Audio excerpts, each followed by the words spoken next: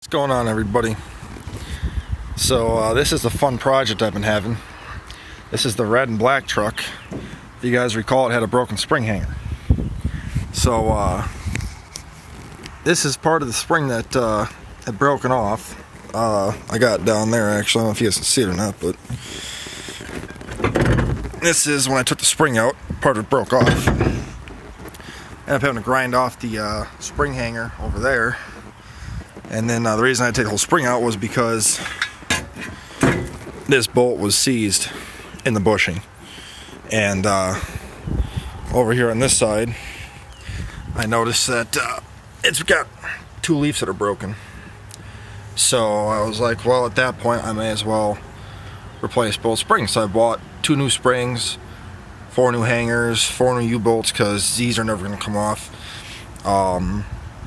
And then new shocks and so forth, and paired with the new tires in the back, it'll be all done up nicely. Got new front coil springs for it too.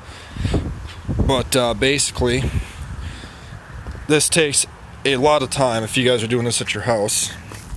I'm cheap, so I decided to do it myself. But basically, I had to grind off that bracket, that hanger, put that one on. And then this one back here, that's when I ground off originally. So, you know, if you're doing this at your house, the way I did it, when the spring was still in here, I had cut this one off first. Then I cut off that front one. And they're riveted on, they're not bolted. So I had to take my carbide burrs, and I had to actually grind off the 4 rivets. And actually with the ching chong ones I got off of eBay, or off of Amazon, it actually went by pretty fast. It took them off very, very easy. Now, when you get to your U-bolts, I cut mine right here and right here. I did this one first. Be very careful. When I cut this, it was under a lot of tension still, even though there's no weight on the spring, just because these were tightened so far down. This blew apart and actually broke my brake line.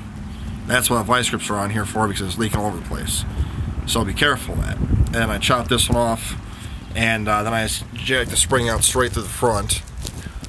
What I did is I have these really crappy jacks that suck. So basically, I jacked up the rear end as high as I get it. Put jacks in up front up there because I don't have any taller ones.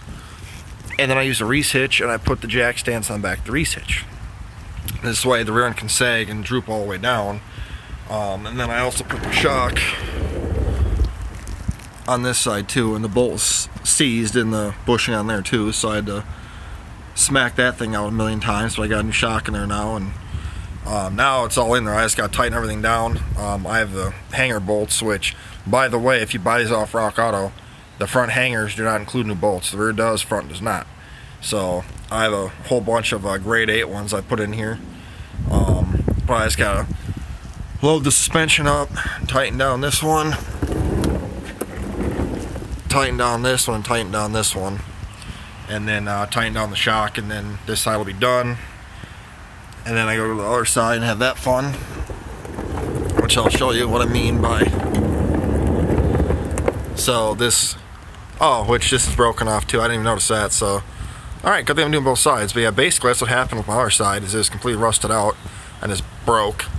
But these are the rivets, right here and right there. And you gotta be grinding these things out.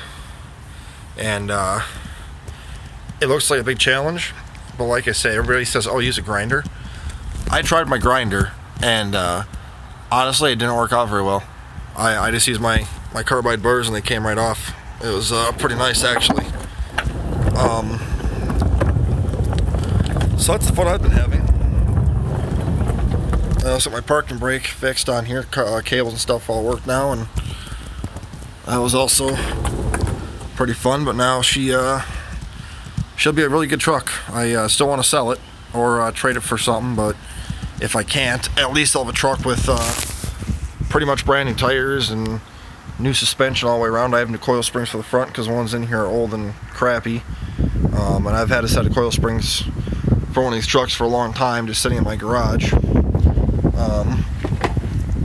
But I also have a radius arm bracket that's new in the right front too, so This one here is actually fine. I didn't replace it because there's no need to, but suspension wise on this truck, it'll be like brand stinking new.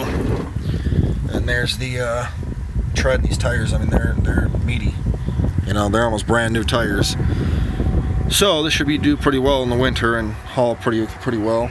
I got all my parts off Rock Auto, and I got the heavy duty springs. There's 5 leafs in here. The stock ones that were in this truck were only a 4 leaf. So she should be able to haul some more weight now. A little bit stiffer ride, but I figure I'm not worried about that as long as she performs well. But so I made a quick video about that. So if you guys are doing these, let me know if you have any questions about this. Safety glasses for sure. When I use my carbide burrs, I get covered in metal shavings. So be mindful of that. But for me, it's a lot faster using those and just grinding the rivets right off than trying to use an angle grinder and spending, you know, umpteenth most time getting them off. Also too, when you get the brackets off, 3 of my rivets over here were still stuck in the frame, and I'd end up using a torch and heating up around it. But be careful, because the fuel lines go behind here, and so do the brake lines and all this other stuff, and wiring harness and so on and so forth. But I end up having to heat up around the frame and then take a punch and then punch out the rivets out of here. But this is one of them. Goes into the back like that, and yeah, they're rusty. But alrighty guys, thanks for watching. Like, share, subscribe, I appreciate it. Any questions, comments, call me, and we'll see you later.